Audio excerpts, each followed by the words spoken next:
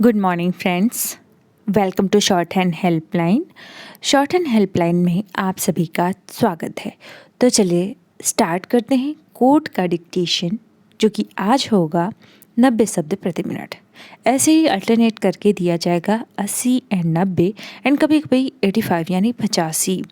और किसी ने कमेंट किया था कि 100 शब्द प्रति मिनट की भी प्रैक्टिस कराएं, तो उसकी भी जल्द होगी क्योंकि अभी स्टार्टिंग हुई है। तो अभी ज़्यादा बच्चों की स्पीड नहीं होगी 100 शब्द प्रति मिनट। जैसे ही कुछ महीने बीत जाते हैं, कुछ दिन बीत जाते हैं, तो 100 की भी इस सीरीज में लाएंगे। Till then stay connected. और हाँ, लाइक कमेंट और शेयर करना बिल्कुल भी ना भूलें, क्योंकि ये आपका उत्तरदायित्व है कि अगर कोई आपके लिए कुछ करता है तो आप बदले में लाइक और कमेंट करें। ज़्यादा कुछ नहीं करना है। चलिए स्टार्ट करते हैं। 90 शब्द प्रति मिनट स्टार्ट होगा 3 सेकंड बाद। स्टार्ट। न्यायालय द्वारा इस संहिता के अधीन जारी किया गया प्रत्येक समन लिखित रूप में और 2 प्रतियों में उस न्यायालय के पीठासीन अधिकारी द्वारा या अन्य ऐसे अधिकारी द्वारा जिसे उच्च न्यायालय निगम द्वारा समय समय पर निर्दिष्ट करे हस्ताक्षरित होगा और उस पर उस न्यायालय की मुद्रा लगी होगी। पैरा।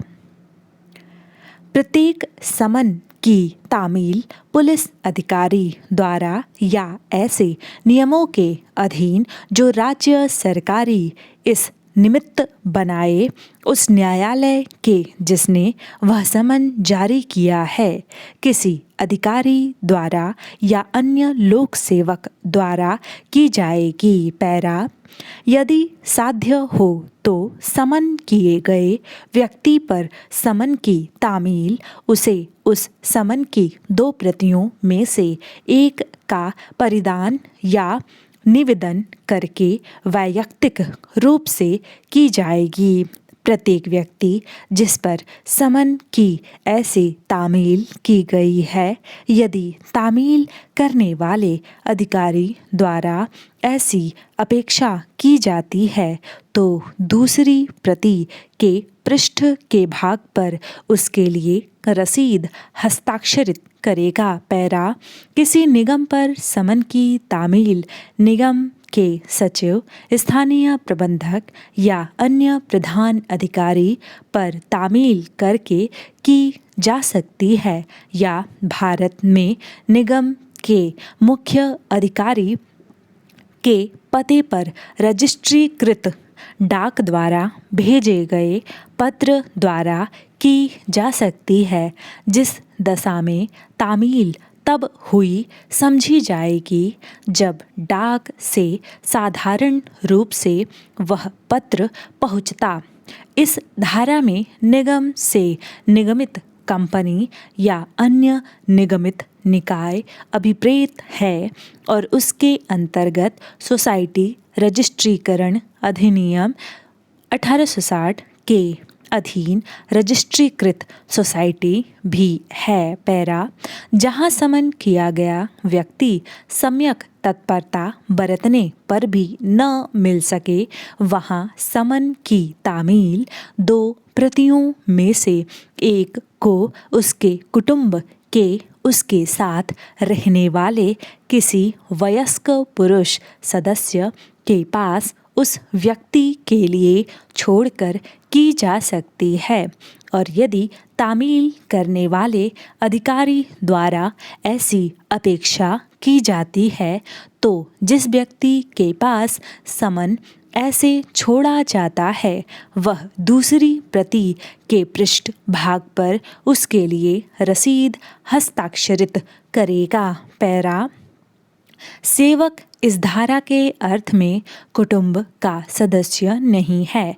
यदि धारा 62, धारा 63 या धारा 64 में उपबंधित रूप से तामील सम्यक तत्परता बरतने पर भी न की जा सके तो तामील करने वाला अधिकारी समन की 2 प्रतियों में से एक को उस गृह या वास स्थान के जिसमें समन किया गया व्यक्ति मामूली तौर पर निवास करता है किसी सहज दृश्य भाग में लगाएगा और तब न्यायालय ऐसी जांच करने के पश्चात जैसी वह ठीक समझे या तो यह घोषित कर सकता है कि समन की सम्यक तामील हो गई है या वह ऐसी रीति से नई तामील का आदेश दे सकता है जिसे वह उचित समझे। पैरा जहां समन किया गया व्यक्ति सरकारी की सक्रिय सेवा में है वहां समन जारी करने वाला न्यायालय मामूली तौर पर ऐसा समन 2 प्रतियों में उस कार्यालय के प्रधान को भेजेगा जिसमें वह व्यक्ति सेवक है और तब वह प्रधान धारा 62 में उपबंधित प्रकार से समन की तामील कराएगा और उस धारा द्वारा अपेक्षित पृष्ठांकन सहित उस पर अपने हस्ताक्षर करके उसे न्यायालय को लौटा देगा। डिक्टेशन समाप्त हुआ। आपको एक जानकारी बता दें कि एमपी हाई कोर्ट की अगर आप तैयारी कर रहे हैं तो हमने इसके लिए एक स्पेशल वेबसाइट बनाई है हैप्पी स्टेनो। तो हमारी वेबसाइट चल रही है बहुत सारे एग्ज़ाम्स के लिए, लेकिन एमपी हाई कोर्ट के लिए एक स्पेशल बनाया है जिसमें आपको रेमिंगटन गेल मिलेगा प्रैक्टिस के लिए।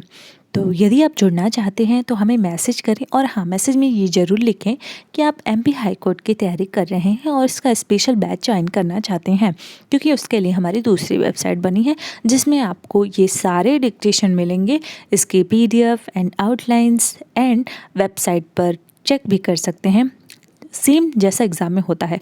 और हाँ, और रविवार को वो डिक्टेशन दिया जाएगा जो कि इसके पहले एग्ज़ाम में बोला गया था। तो टिल देन स्टे कनेक्टेड, मिलते हैं नेक्स्ट वीडियो में। अपना ध्यान रखिए।